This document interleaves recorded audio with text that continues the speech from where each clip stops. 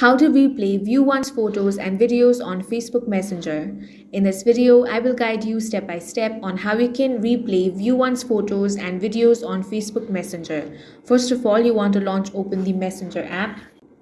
Now, view one's photos can only be viewed once. There is no direct option by which you can replay the view one's photos and videos. However, there is a trick. All you want to do is tap on the menu icon at the bottom of your screen, then select Settings. Now, you want to head over to Account Center. Then scroll down and tap on Your Information and Permissions. Then select Export Your Information. Now tap on Create Export. Now select Export to Device. Now from here you can customize your information. Now from here you only want to select Messages. After that, tap on the Start Export option.